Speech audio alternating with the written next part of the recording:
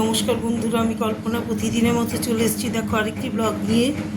দেখো আমি আজকে কালকে তো সারাদিন উপোস। রাত্রিবেলা কটা লুচি খেয়েছি, লুচি আলুর তরকারি, একটু সুজি খাইনি, আর অম্বল হয়ে গেলে এর জন্য লুচি আলুর তরকারি খেয়েছি। আর বেগুন ভাজা খেয়েছিলাম, বেগুন ভাজা করেছিলাম রাত্রে, গরম গরম বেগুন ভাজা খেয়েছি। তাহলে আজকে আমি রান্না করেছি, দেখো এখানে গরম গরম, দেখো এখানে ভাত, এখানে এক হাঁড়ি, দেখেছো? বিকেলের জন্য হয়ে গেছে। আর শরীর দিচ্ছে না, সারাদিন উপোস করে কালকে, আজকে আর দিচ্ছে না। এটা গরম গরম সাদা ভাত।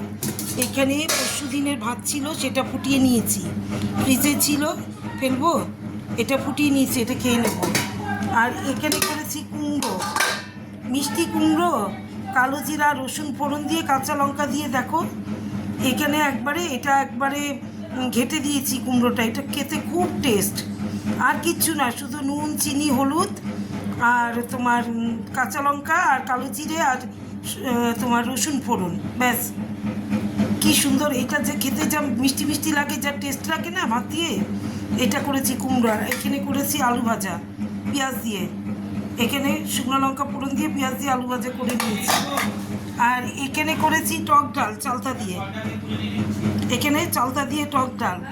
আর এখানে করেছি মাছ, আজকে কাতলা মাছ, হ্যাঁ এখানে কাতলা মাছ করে নিয়েছি, দেখো আলু দিয়ে আর পেঁয়াজ রসুন দিয়ে, আর মাছের মশলা, যে সানরাইজের মাছের মশলা কিনতে পাওয়া যায়, সেই সানরাইজ মাছের মশলা দিয়ে করেছি। পেঁয়াজ রসুন দিয়েছি, আর একটা টমেটো দিয়েছি ছোট, লঙ্কা না, লঙ্কা দেখো আস্ত দিয়ে দিয়েছি। আর সানরাইজ মাছের মশলাটা দিয়েছি 1 প্যাকেট। এবার তোমরা দেখে বলো তো কেমন হয়েছে আমার মাছের ঝোলটা, কালারটা কেমন এসছে? আমাকে কিন্তু কমেন্ট করে জানাবে আমার মাছের ঝোলের কালারটা কেমন এসছে। তাহলে আজকে আমার মেনুগুলো হচ্ছে গরম গরম সাদা ভাত, এই দেখো। আর এখানে পরশু দিনের ভাতটা ফুটিয়েছি, এখানে করেছি কুমড়োর ঘ্যাট, হ্যাঁ রসুন, কালো জিরা রসুন শুকনো লঙ্কা ফোড়ন দিয়ে, আর নুন চিনি হলুদ দিয়ে কুমড়োর ঘ্যাট, কাঁচা লঙ্কা দিয়ে। এখানে আলু ভাজা, এখানে হচ্ছে চালতা দিয়ে টক ডাল, মসুর ডাল দিয়ে।